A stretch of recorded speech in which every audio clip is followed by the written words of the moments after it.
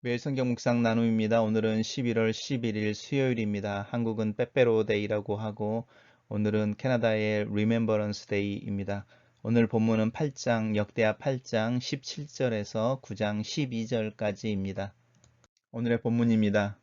그때 솔로몬이 에돔 땅의 바닷가 에시온 게벨과 엘롯에 이르렀더니 후람이 그의 신복들에게 부탁하여 배와 바닷길을 아는 종들을 보내매 그들이 솔로몬의 종들과 함께 오빌에 이르러 거기서 금 450달란트를 얻어 솔로몬 왕에게로 가져왔더라.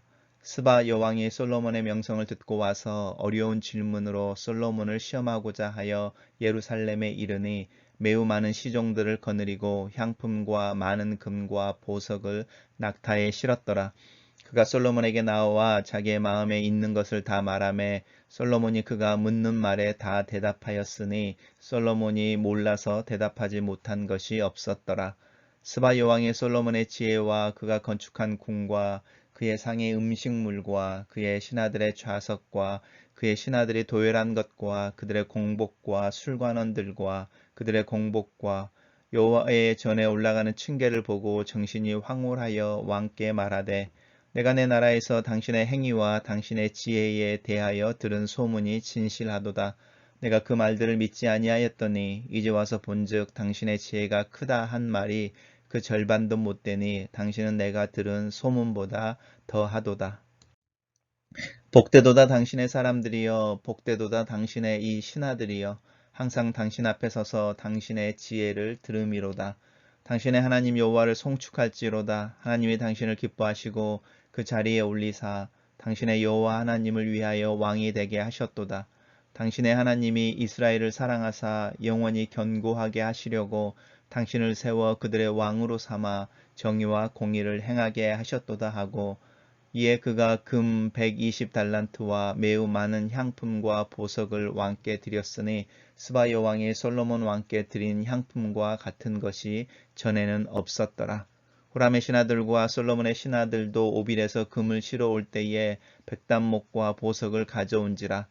왕이 백단목으로 여호와의 전과 왕궁의 층대를 만들고 또 노래하는 자들을 위하여 수금과 비파를 만들었으니 이 같은 것들은 유대 땅에서 전에는 보지 못하였더라. 솔로몬 왕이 스바 여왕이 가져온 대로 담내하고 그 외에 또 그의 소원대로 구하는 것을 모두 주니 이에 그가 그의 신하들과 더불어 본국으로 돌아갔더라. 오늘의 본문은 솔로몬의 치적의 마지막 부분인데 후람 왕과 또 스바 여왕을 통하여 이 솔로몬의 업적과 또 솔로몬의 지혜에 대해서 하나님께 찬양하는 본문을 담고 있습니다. 두 개의 단락으로 나누어져 있습니다. 첫 번째 단락은 여전히 이제 후람 왕, 두로의 왕인 후람 왕이 등장하고 있습니다. 이 후람 왕은 다윗과 친구 관계로 이렇게 우호 관계를 이루고 있었고 우리가 살펴본 것처럼 솔로몬이 하나님의 성전을 지을 때에 후람 왕에게 도움을 요청하고 백양목과 여러 가지 성전을 짓는데 필요한 자재와 목재들을 부탁하고 또 장인을 부탁할 때에 기꺼이 솔로몬을 도와서 성전이 건축하는 것을 도왔던 왕이기도 합니다. 또 이제 오늘 본문에서는 솔로몬이 에돔 땅의 바닷가에 시온 게벨과 엘롯에 이르렀다고 말하는데 지중해가 이렇게 있을 때에 두로와 시온 이제 시돈과 두로가 여기 이렇게 있으면 여기는 이제 페니키아 아니면 블레셋이라고 부르는 땅으로서 오래전부터 해상 무역에 이제 익숙했던 그런 나라라고 생각하시면 됩니다. 이제 솔로몬이 이제 정복을 한 거죠. 에돔 땅 바닷가라고 말하는 이 부분들을 정복을 해서 이제 해상 무역을 하려고 할 때에 이제 후람이 이렇게 그 자신의 신하들과 또 이렇게 선원들이죠. 바닷길을 아는 종들을 보내서 솔로몬의 종들과 함께 해상 무역을 하게 하는 부분입니다. 그래서 오빌이라는 곳에 이르러서 금 400달란트를 얻어왔다라고 말하는데 이 달란트의 금액에 대해서 한번 설치해 보시면 금으로 몇 톤쯤 되는지 아마 보실 수 있을 거라고 생각이 듭니다. 단락을 요약해 보겠습니다. 전에 이 단락을 솔로몬은 두로 왕 후람과 함께 해상 무역로를 개척하여 막대한 부를 얻었다. 이렇게 요약했습니다. 두 번째 단락은 이제 이디오피아의 여왕인 스바 여왕이 솔로몬을 찾아왔던 이야기를 기록하고 있습니다. 이렇게 이디오피아에서 솔로몬 왕의 명성을 듣고 솔로몬의 지혜가 크다라는 소문을 들었는데 그 소문을 듣고 그것을 이제 확인하기 위해서 직접 이렇게 예루살렘을 방문하는 장면을 묘사하고 있습니다. 그래서 어려운 질문으로 솔로몬을 시험하고자 하기 위해서 많은 시종들을 데리고 또 향품과 금과 보석들을 실어서 예루살렘에 와서 솔로몬을 만나서 자신의 마음속에 있는 여러 가지 질문들을 했는데 솔로몬이 다 대답하고 몰라서 대답하지 못한 게 없었다라고 이제 솔로몬의 지혜로움에 대한 이야기를 하고 있습니다. 그래서 이제 스바 여왕이 예루살렘에 와서 솔로몬을 만났을 때에 이제 정신이 황홀했다 이렇게 말하는데 이제 감탄했다라는 뜻이겠죠. 감탄하면서 마음을 빼앗길 정도로 감탄했던 것이 첫 번째가 이제 솔로몬의 지혜인 거죠. 두 번째가 이제 이스라엘이나 솔로몬의 어떤 영광이라고 해야 되나요? 부유함에 대한 이야기를 하는 거죠. 풍성함에 대한 이야기를 하는 겁니다. 음식상. 그리고 나서 이제 또 하나는 뭐냐면 솔로몬의 어떤 절대 왕권의 어떤 권력의 핵심에 대한 이야기를 하는 거죠. 신하들의 자석과 도열한 것과 이제 이야기하면서 이제 관원들이 많은 부분들을 이야기하는 거죠. 그리고 이제 네 번째가 여호와의 전에 올라가는 어떤 계단이라고 이야기를 하고 있는데 하나님의 성전의 모습들을 보면서 이제 정신이 황홀해지면서 이제 솔로몬 왕에게 이제 칭찬하는 이야기를 합니다. 그리고 나서 이제 그 다음 단락에서 스바 여왕이 노래를 부르는 것처럼 이제 어떤 말을 하는데 그 말이 솔로몬에 대한 이야기는 사실은 아닙니다. 복되도다라고 말하면서 솔로몬을 이야기하는 게 아니고 당신의 사람들이여 당신의 신하들이여 이렇게 말합니다. 그 이유가 무엇이냐면 솔로몬 앞에 서서 솔로몬의 지혜를 듣기 때문에 그렇다라고 말합니다. 그리고 이제 자연스럽게 당신의 사람들이여 당신의 신하들이여 라고 하는 부분이 당신은 하나님에게로 넘어가죠. 이제 하나님이 당신을 지혜롭게 하셨다라는 부분인데요. 당신의 하나님 여호와가 당신을 기뻐하시고 당신을 이스라엘의 왕이 되게 하셔서 이스라엘 백성들을 견고하게 하시려고 그랬다라는 부분입니다.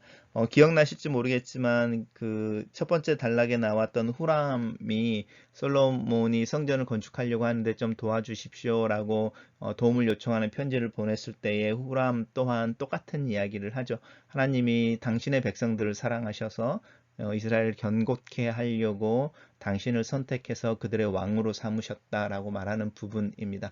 그래서 솔로몬에게 포커스가 맞춰지는 부분이 아니고 이스라엘 백성들에게 포커스가 맞춰져 있습니다. 하나님의 백성을 사랑하셔서 영원히 견고하게 하시려고 솔로몬 당신을 왕으로 세워서 그 왕권이라고 하는 부분이 이제 수단이 되어지고 섬겨야 하는 자로 부르셨다라는 부분을 정확하게 포인트로 잡고 있습니다. 그러면서 당신을 세워서 그들의 왕으로 삼아 정의와 공의를 행하게 하셨다라고 말하면서 결국은 이제 성경 구석구석에서 믿는 자들 또 하나님의 백성들의 삶을 정의해낼 때 이제 그 정의로움과 개인의 삶 속에서 하나님과의 의로운 관계 그리고 이웃과의 관계라고 말하는 공의라고 하는 부분 그러니까 하나님 사랑과 이웃 사랑이라고 하는 두 단어의 삶들을 살아낼 수 있도록 당신을 선택한 것이다 라고 하나님을 찬양하면서 이제 솔로몬에 대한 이야기를 또 솔로몬의 역할에 대해서 이야기하고 있습니다.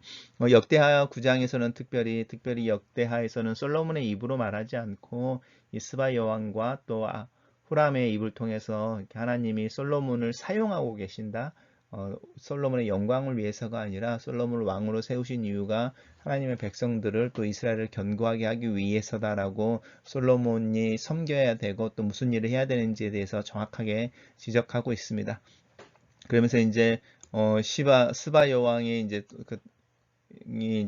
그 솔로몬에게 줬던 것에 대한 이야기를 하는데 금 이야기하죠. 우리는 이제 달란트를 동전으로 이해하는데 이 달란트라고 하는 것은 무게 단위입니다. 그러니까 금 120달란트 이러면 한 10톤, 15톤쯤 될까요? 뭐 그 정도 되는 걸로 알고 있습니다.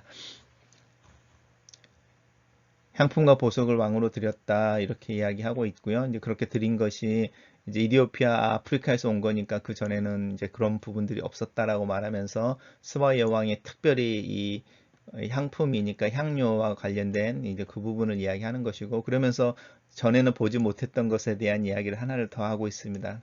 이제 괄호가 쳐져 있다는 이야기는 어떤 그 사본들에는 이 부분이 빠졌다라는 뜻이기도 한데요.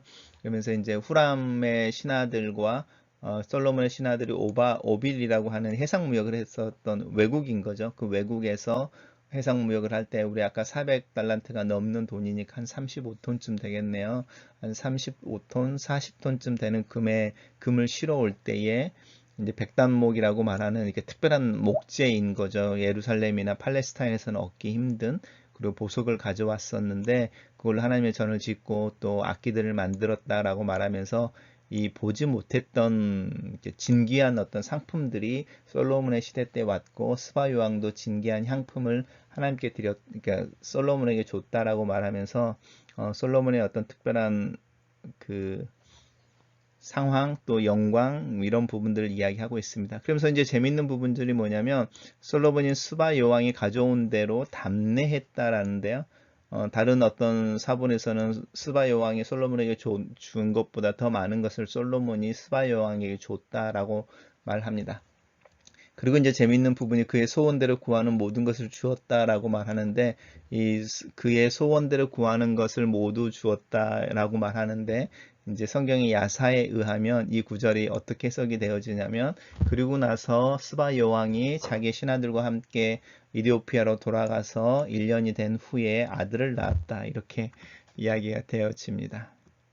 이야기는 제가 나중에 한 번 더 해드리면 좋겠습니다. 그래서 이디오피아에 유대인들이 생기게 되고, 사도행전 8장에 이디오피아 내시라고 말하는 그 내시가 예루살렘에 오게 되어질 때, 이 이디오피아 내시는 이미 히브리어로 된 이사야서를 읽고 있었습니다. 그러니까 완전히 어떤 그 외국인이 아니라 히브리 성경을 읽을 수 있는, 어쩌면 우리가 잘 알고 있는 이디오피안 주라고 말하는 이디오피아 유대인의 어떤 모습일지도 이라고 요즘은 추정을 하고 있습니다. 단락을 요약해 보겠습니다. 저는 이 단락을 스바 여왕이 솔로몬의 명성을 듣고 예루살렘에 와서 솔로몬에게 선물을 주었다.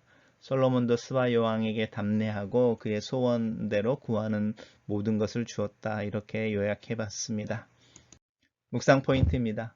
두로왕 후람은 다윗과도 우호적인 관계를 유지했으며 솔로몬과도 좋은 관계를 유지한다.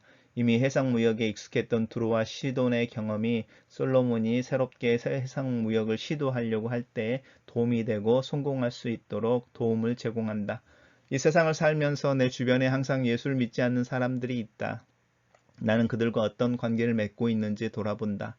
너무나 쉽게 내가 믿고 있는 신앙의 기준으로 그들을 판단하거나 전도를 해야 하는 대상으로만 여기고 있진 않는지, 그들의 신학적 관점에서 판단하기 전에 그들과 좋은 관계, 또 협력의 관계, 신뢰의 관계를 맺기 위해 애쓰는 것이 필요하지 않을까 싶다.